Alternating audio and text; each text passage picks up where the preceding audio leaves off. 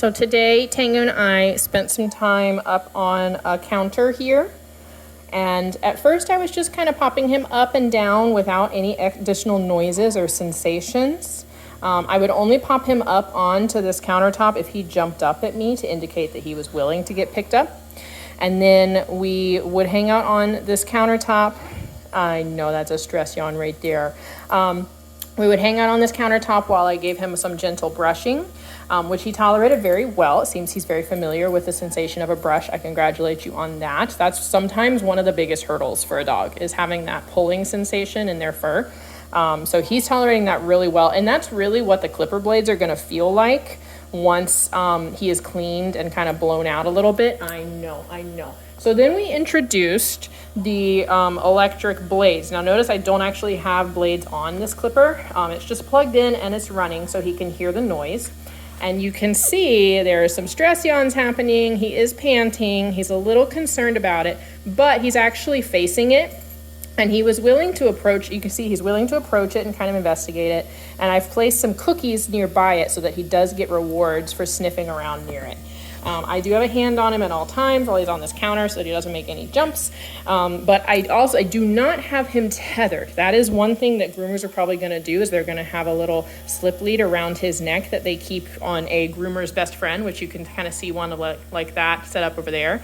So that'll keep him from yeeting himself, or jumping, jumping off like he kind of wants to do now. He is over this noisy bit. So all of this is to indicate that he is not thrilled about the noises that he's hearing right now. And that's honestly okay. I don't expect him to absolutely love being groomed, but I do want him to tolerate it. And that is the one thing that he did do for me today. He tolerated me getting his ears. I used some dry gauze, which you can see underneath those scissors. No, you don't get freebies, sir. I see you digging in my treat pouch. I used some dry gauze to kind of wipe in his ears a little bit, which did not faze him one bit, no. And I actually held his chin still and moved the small set of scissors that we have around his face just to get him used to the sensation. And now you can see he's much less bothered by it. He's willing to kind of step around it, which is fantastic. That indicates that he's kind of moved beyond the initial fear, but he's probably still going to be a little stressed. And I have not picked that motorized clipper up and moved it around. That's something that's going to blow his mind a little bit when he does get to the groomer. So I think the recommended dose of trazodone that Dr. Howard prescribed to him will be very helpful for his first groom. But otherwise, he is looking good. And I think that with repeated exposure, yes, you will be a gentleman at a groomer, and you will not be a problem child. And you can teach your sister to be nice and calm and not be too scared either. All right. In addition to this, yeah, we'll get you down, bud. That's okay. In addition to this, we did do a little bit of work on our duration. I noticed that he was struggling a bit to let me get more than just one step away. So I'm going to ask you to just look back in previous recap videos for tips on building duration while you are moving around him. I did manage to step, like he would set up on this mat. Can you show us, baby? So he would set up on this mat and I'd put him in it down. I know there aren't any cookies there right now. And then I was able to kind of step around him gently. That's a good boy. Down. Can you show us? He said, I'm tired. It's been an hour, Miss Laura. I'm also very full.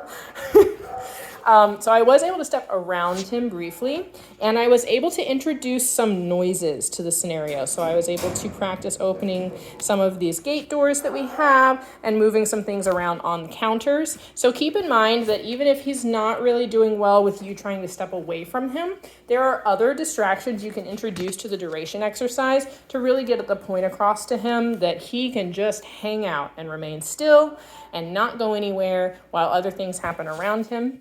Remember to mark with yep and reward when he does hold a position. And then you want to be the one to cue him out with something simple like a touch. Yeah, touch. Promise it's worth it. Yep, good boy. I know. I said that now I go down. Now you go down. I'll give you a cookie for that. All right, so we did some really good exposure sessions with our grooming tools. I'm gonna let him go say hi to our technicians again, just to get him one more good positive exposure without having to get poked and prodded. But that wraps up our session for today. Let me know if you have any questions. The easiest way to replicate a grooming scenario at home is to have kind of an empty counter spot with a blanket or a towel that you can just set him on, and practice looking in his ears, practice feeling around his rear end where it's a little more sensitive, practice holding and manipulating his paws. If he's licking at your paws, don't let go. The trick when you're kind of playing with a puppy's paws is that you want to manipulate them until he looks away. You want him to disengage from you, and then you can mark and release the paw and give him a snack if that's what he's into, okay? But let me know if you have any questions.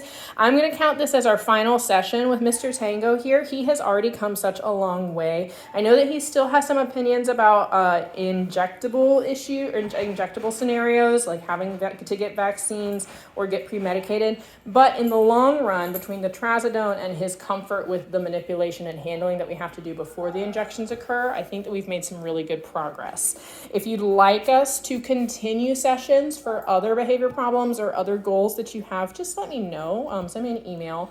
Otherwise, I'm okay with calling this his final session. We can go ahead and schedule one in about a month's time just to check in and see how he's doing, if any other new issues have popped up, or just to maintain our skills. All right, buddy? But you did so good for me today, Tango baby.